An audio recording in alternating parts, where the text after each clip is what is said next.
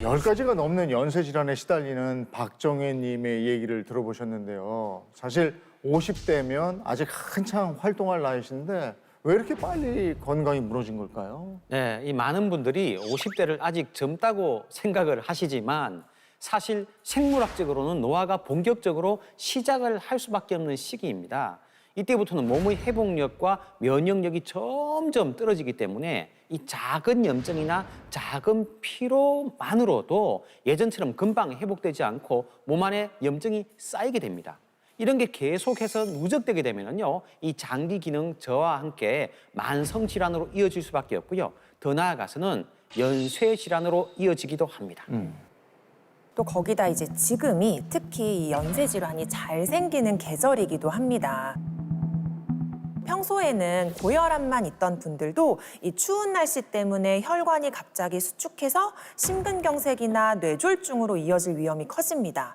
또 당뇨가 있으신 분들은 활동량이 줄고 또 체온 변화가 심해지면서 혈당이 갑자기 올라가거나 내려가서 당뇨병성 케톤산증이나 급성 심부전 혹은 실신이나 의식저하 같은 정말 심각한 합병증으로 발전을 할 수도 있어요. 그러니까 평소에는 관리만 잘해도 괜찮았던 질환들이 겨울이 되면 순식간에 생명을 위협하는 연쇄 질환으로 이어질 수 있다는 거네요. 네, 그렇습니다.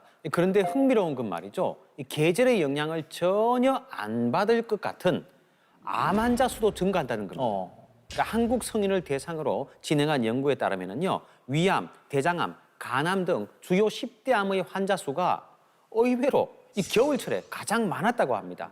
아니, 암이 계절의 영향을 받는다? 이거 처음 듣는 얘기인데 그 이유가 뭡니까? 네, 이제 기온이 낮아지면 우리 몸의 면역 기능이 떨어지고 또 실내외의 온도차로 인한 스트레스가 커져서 이제 몸 전체에 부담이 가해지는데요. 또 거기다가 외부 활동이 줄어들면서 비타민 D 합성량도 감소해요. 이게 면역력 저하와 암 발생률 증가에 영향을 준다는 연구도 있습니다. 그러니까 이런 이제 여러 가지 요인들이 복합적으로 작용하면서 겨울철에 암 환자가 이제 늘어나는 것으로 추측을 하고 있습니다. 그렇죠. 그런데 우리나라가 1년 내내 추운 건 또 아니잖아요. 네. 자, 그 말은 박정혜님에게 연쇄 질환이 시작된 또 다른 이유가 있다고 추측할 수 있어요. 자, 이렇게 많은 질환이 동시에 나타나는 건 그 질환들의 뿌리가 한 가지에서 시작되었을 수 있다는 걸 의미하는 거예요. 몸속에 아주 나쁜 숙주 하나가 자리 잡고 있고 거기에서 가지를 뻗듯이 온갖 질환을 만들어내고 있다고 볼 수도 있는 거죠. 기억납니다. 그때 박정혜님에게 그 숙주가 무엇인지 알려주셨는데 정말 의외의 얘기를 해주셨어요. 정말 생각지도 못했던 부분이거든요. 혹시 박정혜 씨는 이 숙주가 뭔지 짐작 가는 게 있으신지 궁금합니다. 잘 모르겠는데요. 혹시 커피를 많이 마셔서 그런가요? 네, 정확히 말하면 이 커피 같은 카페인 음료를 자주 마시는 습관이 방금 말씀드린 이 10가지 질환을 일으키는 숙주를 심하게 부추기는 그런 상황을 만들게 됩니다. 이 카페인의 과다 섭취가 부추기게 되는 박정혜 씨의 10가지 질환의 숙주는 바로 수분 부족입니다. 네, 지금 영상에서 보면 굉장히 수분 부족이 나타난 증상들이 많이 보이는데요. 우선 제일 먼저 나타나는 게 피부에 극심한 건조 증상을 겪고 계신 게 보입니다. 또 지금 어지럼증 같은 기립성 저혈압 증상도 겪고 계신데요. 이런 증상이 얼마나 오래되셨나요? 오래됐어요. 근데 어지러운 건 빈혈 아니에요? 그래서 저는 철분제 먹고 있거든요. 중장년 여성분들 중에서 어지러움을 느끼시는 분들이 많거든요. 근데 이거를 대부분 빈혈이라고 오해하고 있습니다. 그런데 분명히 빈혈과 기립성 저혈압은 다르거든요. 빈혈은 쉽게 말하면 피가 모자라서 생기는 현상이고 기립성 저혈압은 자세를 바꿀 때 피가 제대로 가지 못하는 혈압 저하 증상으로 생기게 됩니다. 앉았다 일어서거나 누웠다 일어날 때 핑 돌고 갑자기 눈앞이 캄캄해지고 시야가 흐려지는 그런 증상들이 생깁니다. 결국 혈액의 총량 자체가 부족해서 제대로 펌핑이 안 되고 혈압 저하가 생기는 그런 현상이 오는 거거든요. 그 가장 큰 원인이 바로 몸속의 수분 부족에 있습니다. 왜냐하면 우리 몸 혈액 대부분이 다 수분이거든요. 그런데 수분이 부족해지다 보니까 혈액의 총량 자체가 줄어들게 마련입니다. 절대적인 총량 자체가 줄어들다 보니까 혈압 자체가 저하되면서 기립성 저혈압 증상이 나타날 수밖에 없습니다. 네, 그리고 사실 지금 박정혜 씨 정도 상태라면 이 단순히 몸속에 수분이 부족하다 정도가 아니라 만성적인 수분 부족 현상인 만성 탈수 상태로 봐야 합니다. 이 탈수 상태라고 하면 우리가 듣기에는 굉장히 뭔가 급박한 어떤 증상이 보일 것 같잖아요. 그런데 사실상 만성 탈수는 극심한 갈증이나 이런 증상이 나타나지 않습니다. 그런데 그냥 꾸준히 몸속에 수분이 한 3% 이상 감소가 되어 있는 상태가 이어지고 있기 때문에 이 신체와 세포가 점점 바짝 메말라간다라고 생각을 하시면 될 것 같아요. 그러니까 이게 당장 급한 갈증 신호로는 나타나지 않지만 우리 몸에서는 여러 가지 이제 문제들을 일으키고 있는 거죠. 사실 중장년 여성분들은 이 만성 탈수 현상이 굉장히 흔합니다.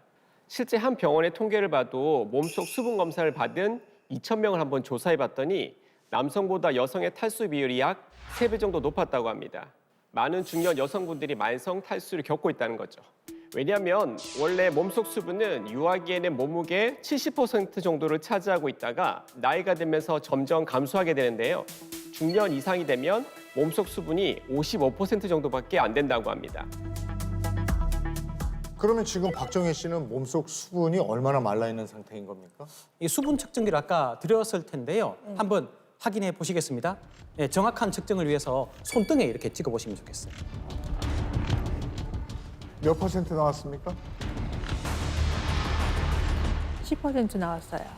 아이고야. 너무 부족하신데요. 보통 측정기 상으로 봤을 때 40% 이상이 나왔을 때 젊고 건강하고 정상이다라고 볼 수 있는데요.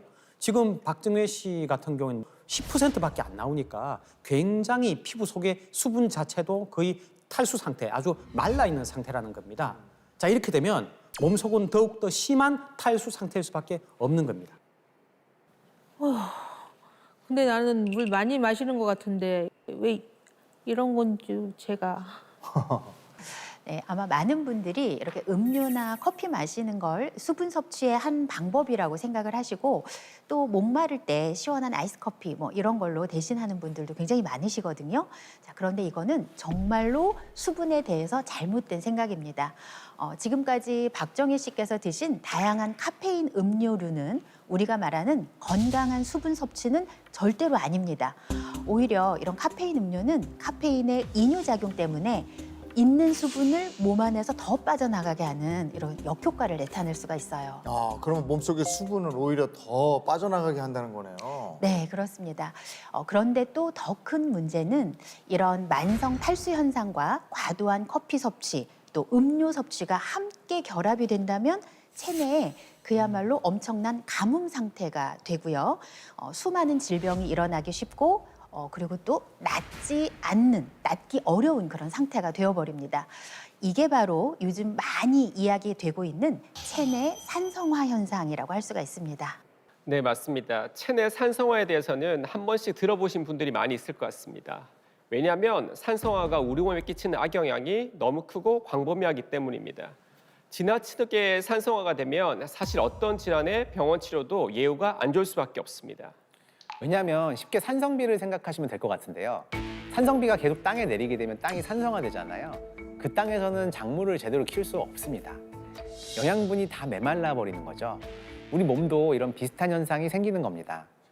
산성화된 신체는 우리 몸에서 아주 최악으로 표현하자면 지옥문이 개방된 상태로 보셔야 합니다. 이 몸이 산성화되면 지옥문이 열린다라는 말이 참 충격적이었습니다. 그럼 우리 몸의 산도는 어느 정도 유지가 돼야 되는 겁니까? 네, 우리 몸의 이상적인 산도는요, pH 7.35에서 pH 7.45 정도로 약알칼리성으로 유지가 돼야 되거든요. 그런데 앞서 설명드린 것처럼 중년 여성은 만성 탈수와 같은 이유로 그 균형을 유지하는 게 쉽지가 않습니다. 자, 그러다 보니 몸 안에서 산화작용이 활발해지면서 세포 손상이나 노화, 각종 염증이 쉽게 생길 수밖에 없는 거예요.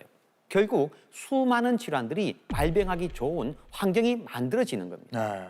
아니 저도 커피를 자주 마시는 편이라 좀 겁이 나기도 하는데 탈수가 산성화를 유발할 수 있다는 건 몰랐어요. 네, 근데 사실 많은 분들이 잘 모르시는 부분이에요.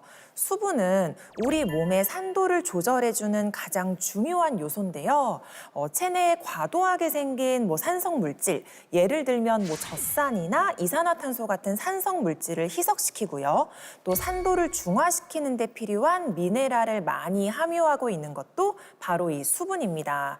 그런데 탈수로 수분이 부족해지면 산도를 희석해주는 것도 미네랄도 공급을 해줄 수도 이제 없게 되잖아요. 그러니까 쉽게 말해서 우리 몸의 산도를 조절해주는 조절 밸브가 이제 사라지는 거죠.